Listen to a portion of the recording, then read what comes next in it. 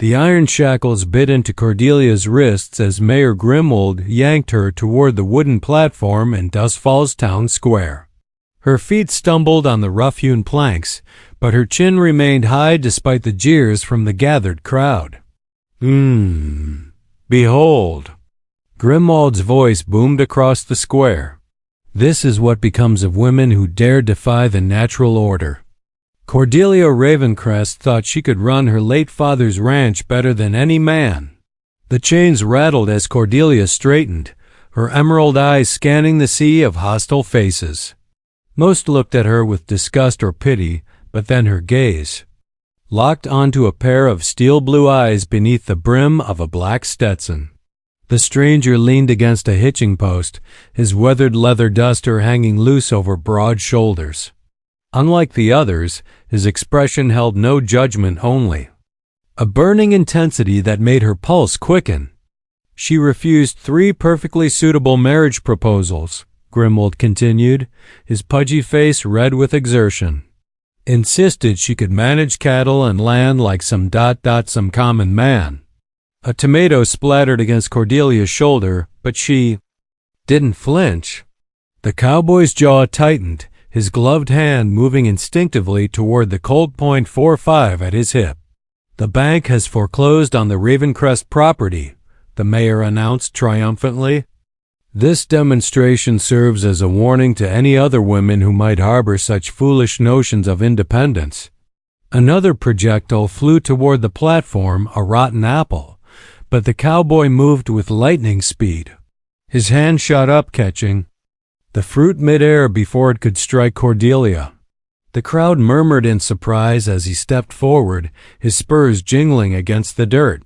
"That's enough," his voice cut through the commotion like a blade. Low and gravelly, it carried an authority that made even Grimwold pause. "Who dares interrupt this lawful proceeding?" The mayor sputtered. The cowboy climbed the platform steps with deliberate slowness, his gaze never leaving Cordelia's face. Up close, she could see the sun-carved lines around his eyes, the day's stubble shadowing his strong jaw. He was taller than she'd realized and carried himself with the quiet confidence of a man who'd faced down death and lived to tell about it. "Name's Kieran Blackthorne," he said, his voice carrying across the suddenly quiet square. "And I've got a proposition for you, Mayor." Grimwald's eyes narrowed suspiciously. "What kind of proposition?" Kieran's attention shifted to Cordelia, and she felt her breath catch as he leaned closer. The scent of leather and sage filled her nostrils, and when he spoke, his words were meant for her ears alone. "Trust me," he whispered, his breath warm against her ear. "Play along." Her heart hammered against her ribs, but something in his eyes, a fierce protectiveness mixed with barely restrained desire, made her nod almost imperceptibly. Kieran straightened, addressing the crowd with theatrical formality. "According to territorial law, a woman in financial distress can be claimed by any man willing to assume her debts and provide proper guidance." The crowd buzzed with interest, but Cordelia's world had narrowed to the man standing beside her. When their eyes met again, she saw past his carefully constructed facade to the raw hunger burning beneath. "Please," she whispered, the word escaping before she could stop it. "Claim me." The words hung in the air like smoke from a gunfighter's pistol. Kieran's pupils dilated, and Cordelia saw his hands clench into fists at his sides. The pretense was necessary, but the electricity crackling between them was devastatingly real. Mayor Grimwald's face cycled through confusion, annoyance, and finally grudging calculation. "You're willing to take on her father's debts? We're talking about $8,000 plus interest." "I've got it," Kieran replied without hesitation, reaching into his coat. He produced a leather pouch that clinked heavily with gold coins. Cash on the barrel. A collective gasp rose from the crowd. $8,000 was more money than most folks in Dustfall would see in a lifetime. Cordelia's eyes widened. Who was this mysterious stranger, And why would he risk everything for her? There's more, Kieran continued, his voice taking on a harder edge. The lady's property rights transfer to me as her ... protector. That includes the mineral rights old Jedediah Ravencrest discovered before his death. Cordelia's breath caught. Her father had found something valuable on their land, something he'd kept secret even from her. The pieces began falling into place. The rushed foreclosure, the public humiliation, Grimwald's eagerness to see her ruined and dispossessed. Now see here, Grimwald blustered, sweat beading on his forehead. The bank has no legal claim if the debt is satisfied in full, Kieran interrupted smoothly. He stepped closer to the mayor, and his voice dropped to a menacing whisper that somehow carried to every corner of the square. Unless you're suggesting this whole charade was about something other than money? The crowd sensed the shift in power. Like animals before a storm, several men stepped back, hands moving toward their weapons. Cordelia realized with crystal clarity that Kieran Blackthorne was far more dangerous than his casual demeanor suggested.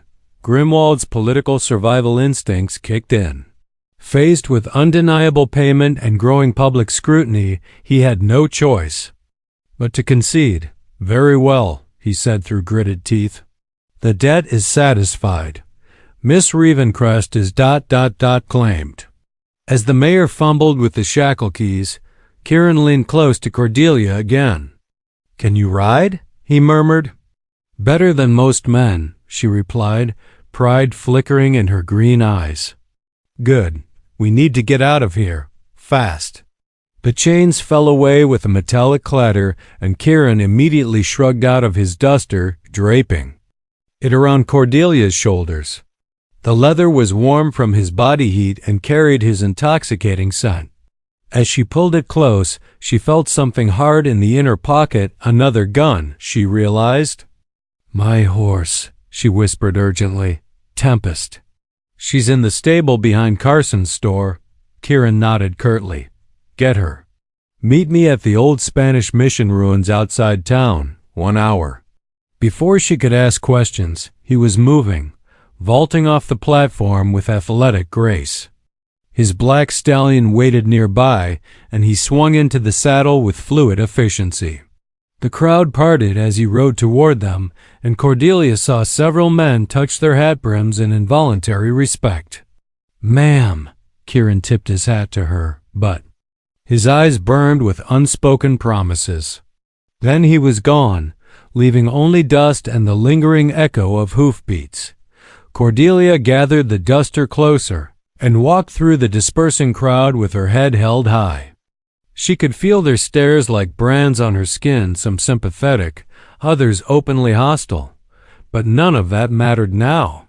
Whatever game Kieran Blackthorne was playing, she was committed to seeing it through. At Carson's stable, she found Tempest nickering anxiously in her stall. The Mare's dark coat gleamed with nervous sweat, as if she too sensed the danger closing around them. Easy, girl, Cordelia murmured, saddling her quickly. We're getting out of here. As she led Tempest into the alley, she caught sight of 3 men watching from across the street. Their faces were hard, professional hired guns, she realized with a chill. Grimwald wasn't giving up without a fight. The Spanish mission ruins stood like broken teeth against the crimson sunset, crumbling adobe walls casting long shadows across the desert floor. Cordelia urged Tempest up the rocky path, her heart pounding with each hoofbeat.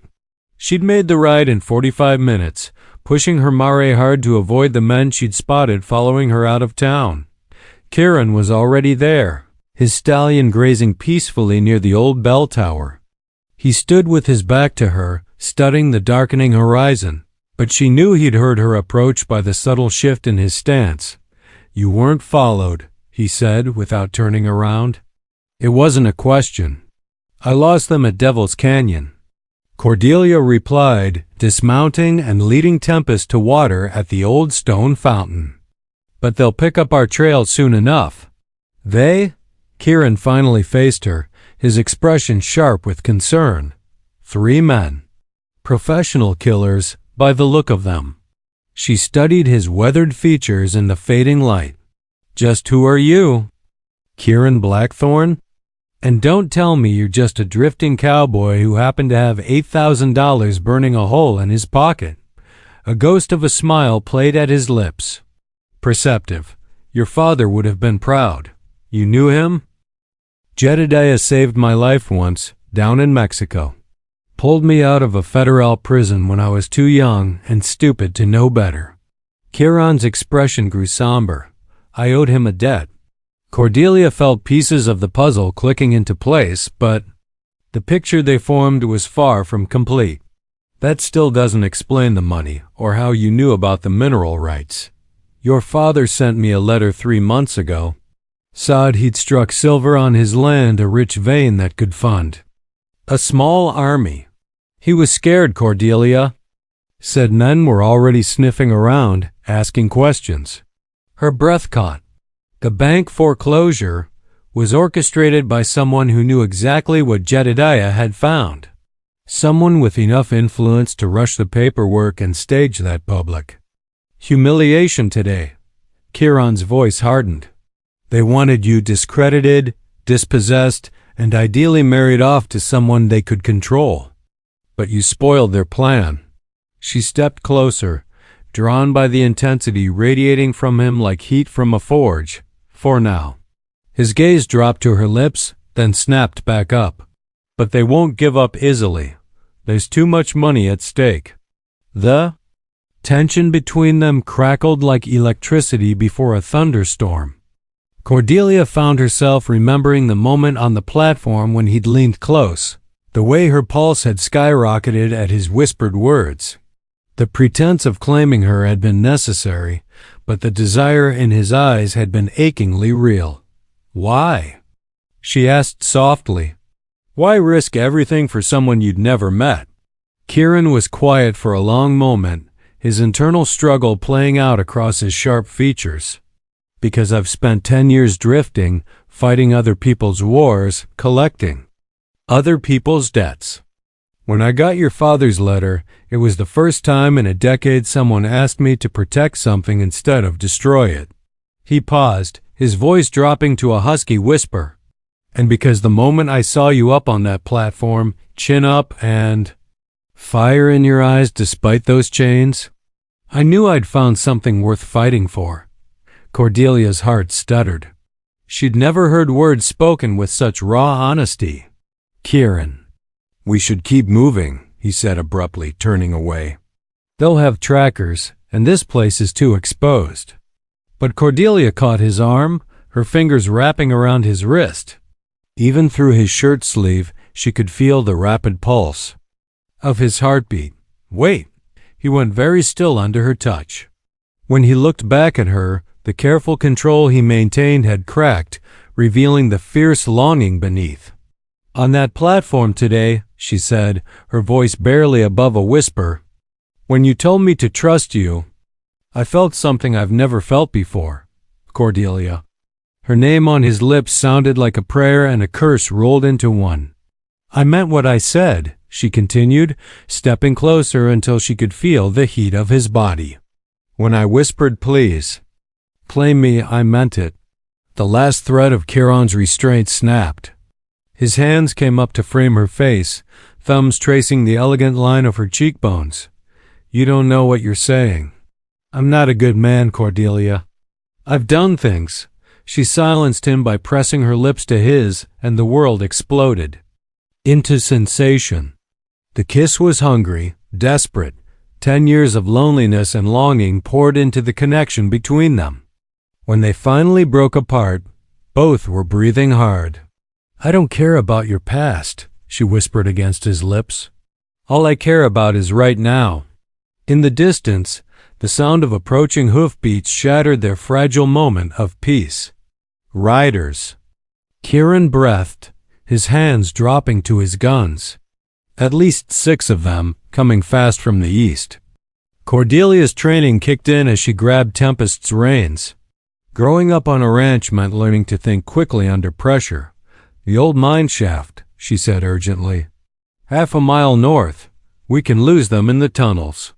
They mounted swiftly and spurred their horses toward the abandoned silver mine her father had worked before striking his lucky claim. Behind them, torchlight flickered between the ruins as their pursuers reached the mission. "There!" shouted a voice that carried clearly in the desert air. "Fresh tracks heading north." Kieran cursed under his breath as they crested a ridge. Below them lay the entrance to the Esperanza mine, its wooden support beams weathered but still intact. "Can we get the horses inside?" "The main tunnel's wide enough," Cordelia replied, already dismounting. "But once we're in, we're trapped if they find us." "Better trapped than dead." Kieran swung down from his stallion and began leading both horses into the dark mouth of the mine. "Besides, I've got a feeling your father chose that location for more than just sentiment." Inside the tunnel, their footsteps echoed hollowly off stone walls. Cordelia lit a torch from her saddlebags, casting dancing shadows that made the passage seem alive. The air was cool and damp, carrying the metallic scent of ore and old timber. "This way," she whispered, leading them deeper into the mine. "There's a chamber about 50 yards in where the tunnel branches." Her words were cut off by the sound of hoofbeats outside. Their pursuers had arrived. "Fletcher!" barked a voice she recognized, Bull Maddox, Grimwald's hired gun. "Take 2 men around back. Make sure they don't slip out the other entrance." Cordelia's blood ran cold. There was no other entrance to the Esperanza mine, which meant Bull Maddox knew something about these tunnels that she didn't.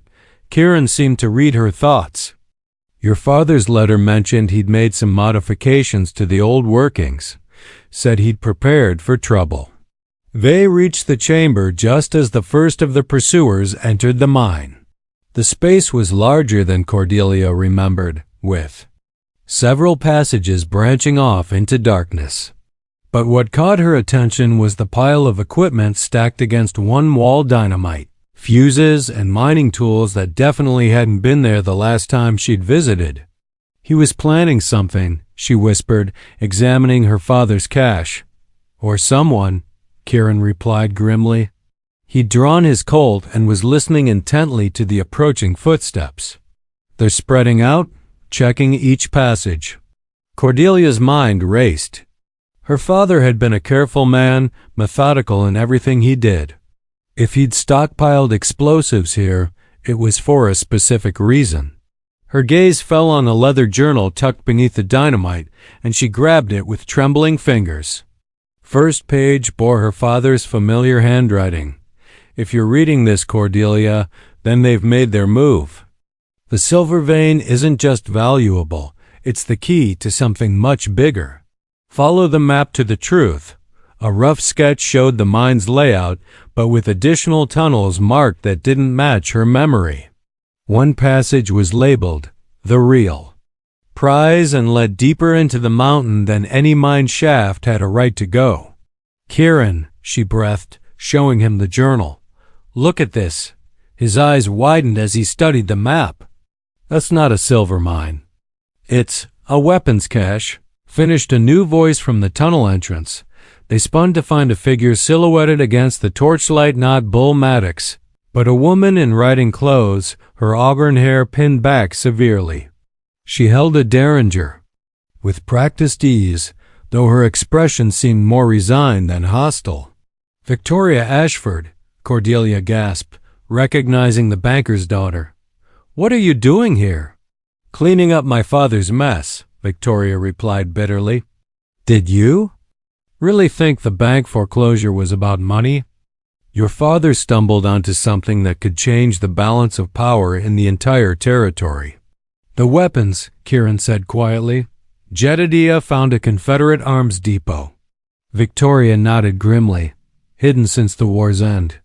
Enough rifles and ammunition to equip a private army. My father thought he could control it, use it to leverage political power. But your father was too honest for his own good. So you had him killed." Cordelia's voice shook with fury. No, Victoria's composure cracked. That was never supposed to happen. Bull Maddox acted without orders. Father wanted Jedediah scared into submission, not murdered. The sound of approaching footsteps grew louder. Victoria glanced nervously over her shoulder. They don't know I'm here, she whispered urgently. Father sent me to negotiate, but Bull's taken matters into his own hands. He wants to claim the weapons for himself and sell them to the highest bidder. Why should we trust you? Kieran's gun remained trained on her. Because, Victoria said, her voice breaking, your father saved my brother's life during the fever epidemic 5 years ago. He never asked for payment, never mentioned the debt. I won't let his daughter die from my family's greed. The torchlight grew brighter as their pursuers closed in. Cordelia made a decision that could doom them all or set them free. The back tunnel, she said, grabbing the dynamite. If Father's map is right, it leads to the weapons cache. We destroy it. We destroy their reason for hunting us. The hidden passage was narrower than the main tunnel, forcing them to lead their horses single file through the winding darkness. Victoria had proven her sincerity by helping them barricade the chamber entrance, buying precious minutes before Bull Maddox and his men could break through. How much further? Kieran whispered, his torch casting eerie shadows on the rough-hewn walls. Cordelia consulted her father's journal, matching landmarks to his careful sketches. According to this, we should reach the main depot in another 100 yards. Behind them, the sound of splintering wood echoed through the tunnels. Their makeshift barricade wouldn't hold much longer. Victoria brought up the rear, her face pale but determined in the flickering torchlight. There, Cordelia breathed as they rounded a bend, just like the map showed. The passage opened into a vast natural cavern, its ceiling disappearing into shadow. But what stopped them cold was the sheer scale of what they'd discovered. Wooden crates lined the walls in neat rows, each marked with Confederate military stencils. Rifles, ammunition, artillery shells, enough firepower to outfit a regiment. Sweet Mary and Joseph, Victoria whispered. No wonder Father was willing to kill for this. Kieran moved among the crates with professional efficiency, checking contents and estimating quantities. This isn't just Confederate surplus, he said grimly. Someone's been adding to the stockpile. Look at these dates. Some of this ammunition was manufactured last year. A private army, Cordelia realized with growing horror. Someone's been building a private army right under Dustfall's nose. Not someone, Victoria said quietly. My father. He's been buying weapons through shell companies for 2 years, storing them here while he consolidated political power. The plan was to arm a militia, then use it to control territory from here to the Mexican border. The pieces fell into place with sickening clarity. The rushed foreclosure, the public humiliation, the attempt to marry Cordelia off to a controllable husband, all of it designed to seize the land and its hidden arsenal. Your father killed mine for this. Cordelia's voice was deadly quiet. No, Victoria insisted. Bull Maddox killed him. Father wanted Jedediah alive, compliant. Bull saw an opportunity to eliminate a witness and took it. Shouting echoed from the tunnel behind them. Their pursuers had broken through. Cordelia grabbed several sticks of dynamite and began setting charges among the ammunition crates. Are you insane? Victoria hissed. You'll bring down the whole mountain. Good, Cordelia replied with fierce determination. Let it all burn. My father died because of this cursed treasure. No one else will. Kieran understood immediately, helping her place charges at strategic points throughout the cavern. The fuses will give us maybe 3 minutes to reach the surface.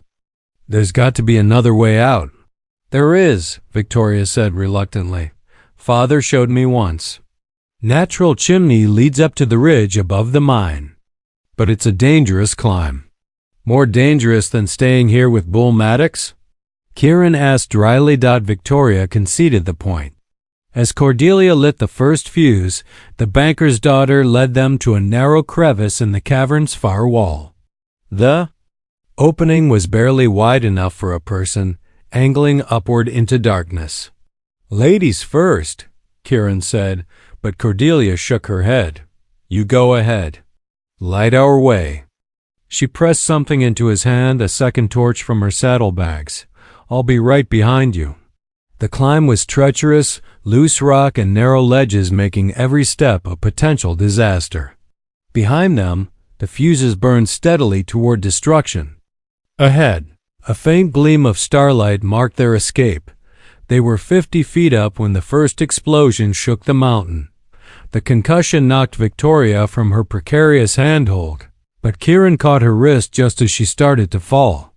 Below them, flame and smoke poured from the crevice as the ammunition depot went up in a chain reaction of explosions. "Climb!" Kieran shouted over the roar. "The whole mountain's coming down." They reached the surface just as the final charges detonated. The ground beneath their feet bucked and heaved, and a geyser of flame shot from the mine entrance far below. Through the chaos, they could hear screaming Bull Maddox and his men, trapped in the collapsing tunnels. When the dust finally settled, Cordelia found herself in Kieran's arms, both of them alive against all odds. Victoria sat nearby, her elegant riding clothes torn and filthy, but her eyes bright with something that might have been relief. "It's over," Cordelia whispered against Kieran's chest. "The weapons are destroyed. Father can rest in peace." But even as she spoke, she knew their troubles were far from over. Samuel Ashford was still alive, still powerful, and still dangerous. He'd lost his secret arsenal, but men like him always had contingency plans. "What happens now?" Victoria asked quietly. "Father will never forgive this. He'll send more men, hire better killers." Kieran's arms tightened protectively around Cordelia. In the starlight, his face was hard with resolve. "Then we make sure he can't. It's time Samuel Ashford faced justice for what he's done." The territorial marshal, Cordelia realized. "If we can prove his connection to the weapons cache, to my father's murder... We'd need evidence," Victoria said. "Documents, witnesses, and Father's been careful to cover his tracks." "Not all of them," Kieran replied with a dangerous smile. "Men like your father always keep insurance records of their crimes in case they need leverage. We just need to know where to look." The mountain was still burning behind them as they made their plans, the flames a funeral pyre for dreams of conquest and greed. But in that firelight, something else was being born, a partnership forged in danger, tempered by shared purpose, and something deeper, something that made Cordelia's heart race every time she looked into Kieran's steel blue eyes. The Ashford mansion sat like a brooding fortress on Dustfall's highest hill, its Gothic windows glowing with warm lamplight that belied the darkness within. 3 days had passed since the destruction of the weapons cache, and Samuel Ashford was hosting his usual Friday evening poker game, a gathering of the territory's most influential men. "Perfect cover," Kieran murmured from their hiding spot. "Among the ornamental gardens. Half the territorial government's in there, drinking his whiskey and playing his games." Cordelia adjusted her borrowed servant's dress, the plain brown fabric a far cry from her usual riding clothes. Victoria had procured the disguise along with detailed knowledge of the mansion's layout. Her father's study was on the second floor, overlooking the gardens. "The safe is behind the painting of Napoleon," Victoria whispered. "Father always thought he was clever, hiding it in plain sight. The combination is my mother's birthday, February 14th, 1829. And you're certain the documents are there?" Cordelia asked. "Father keeps records of everything. Bills of sale for the weapons, correspondence with Confederate contacts, even the contract he signed with Bull Maddox." Victoria's voice was bitter. He calls it his insurance policy against anyone who might betray him. The plan was simple but dangerous. During the poker game, Cordelia would slip inside disguised as a servant, retrieve the incriminating documents, and escape before anyone noticed.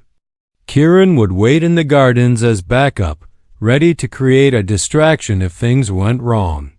I should be the one going in, he insisted for the third time. If you're caught, a strange man in the house would be noticed immediately, Cordelia interrupted. But servants are invisible to men like Samuel Ashford. Trust me. Her words echoed his from the mission ruins, and Kieran's expression softened. Just ... be careful. I can't lose you now. The admission hung between them like a bridge across dangerous waters. 3 days of running, planning, and shared danger had only intensified the connection forged in that first desperate kiss. But there hadn't been time to explore what was growing between them. Survival took precedence over the heart. When this is over, Cordelia said quietly, we'll have time to figure out what we mean to each other. When this is over, Kieran replied, his voice rough with emotion, I'm going to ask you properly. No chains, no pretense, no life or death situations clouding the issue. Before she could respond, the mansion's kitchen door opened and a servant emerged to empty dishwater in the garden. It was time to move. Cordelia slipped through the shadows with practiced grace, her years of midnight rides and ranch work serving her well. The kitchen was busy with preparations for the late dinner that would follow the card game, and she blended seamlessly among the bustling staff. The servants' staircase was narrow and dimly lit, but she climbed it without hesitation. Her father's journal was tucked inside her bodice, its weight a constant reminder of what she was fighting for. Justice for Jedediah Ravencrest. Peace for the territory. A future with the man who'd risked everything to save her. Samuel Ashford's study was exactly as Victoria had described: mahogany paneling, leather-bound books, and the distinct smell of expensive cigars. The painting of Napoleon hung prominently behind the massive desk, its ornate frame hiding secrets that could topple empires. Cordelia worked quickly, her fingers steady on the safe's combination dial. February 14th, 1829. The tumblers clicked into place, and the heavy doors swung open to reveal neat stacks of documents. Her hands trembled as she pulled out folder after folder. Bills of sale for weapons purchased through false companies. Correspondence with Confederate sympathizers planning to restart the war. And there, at the bottom of the stack, the contract with Bull Maddox, complete with explicit instructions to eliminate Jedediah Ravencrest by any means necessary. Murder, she whispered, her father's death finally proven beyond doubt. Indeed it was. Cordelia spun to find Samuel Ashford standing in the doorway, his silver hair gleaming in the lamplight. Unlike his usual political facade, his face was cold with genuine malice. Did you really think my own daughter could betray me without consequences? He asked mildly, stepping into the room and closing the door behind him. Victoria's always been weak, but even I didn't expect her to side with the people trying to destroy her family. She's trying to save her family, Cordelia replied, clutching the documents to her chest. From you? Ashford laughed, a sound like breaking glass. Touching, but ultimately pointless. He moved to his desk drawer, producing a small revolver. You'll return those documents, Miss Ravencrest. Then you'll write a confession admitting to murdering your father in a fit of madness. The grief of a deranged daughter so much more believable than a complex conspiracy. No one will believe that. They will when they find your body in the ruins of your father's ranch, the confession clutched in your dead hands. Ashford's smile was arctic. Suicide, brought on by guilt and despair. Very tragic. Through the window, Cordelia caught a glimpse of movement in the garden's Kieran, positioning himself for whatever signal she might give. But the study was on the second floor, too high for him to reach quickly. She was on her own. "You killed him for nothing," she said, stalling for time. "The weapons cache is destroyed. Your private army is gone. Setbacks, nothing more." Ashford cocked the revolver's hammer. "There are other caches, other weapons. The Confederacy may have lost the war, but the cause lives on in men with vision and determination. Men like you mean. Men who murder innocents for profit. Men who understand that power must be seized, not begged for." His finger tightened on the trigger. "Your father was a fool to think honor and honesty could protect him. You're a fool to think they'll protect you." But as he spoke, Cordelia noticed something that made her heart leap with desperate hope. The window behind Napoleon's portrait was open, just a crack open enough for someone to hear every word of Samuel Ashford's confession. She looked straight at the painting and spoke clearly. "So you admit you hired Bull Maddox to murder my father?" "Of course I did," Ashford snapped impatiently. The man was becoming a liability, too moral, too rigid. He'd have exposed the entire operation if I'd let him live. The sound of shattering glass erupted from the gardens below, followed by shots of alarm. Ashford spun toward the window and Cordelia seized her chance. Cordelia dove behind the heavy oak desk as Samuel Ashford's gun barked twice, bullets splintering the wood inches from her head. Outside, the sounds of battle erupted. Kieran's war cry mixing with the panicked shouts of Ashford's guests as the poker game dissolved into chaos. "You little witch!" Ashford snarled, advancing around the desk with murder in his eyes. "I should have killed you on that platform alongside your father." But as he raised his gun for the final shot, the study door exploded inward. Kieran burst through in a shower of splinters, his Colt .45 already drawn. Behind him came Victoria and two men Cordelia recognized, territorial marshals from the capital. "Drop the weapon, Ashford," barked Marshal Henderson, a grizzled veteran whose reputation for honesty was legendary. "You're under arrest for murder and conspiracy against the territorial government." "You have no proof," Ashford said, though his gun wavered uncertainly. "Whatever lies this woman has told you."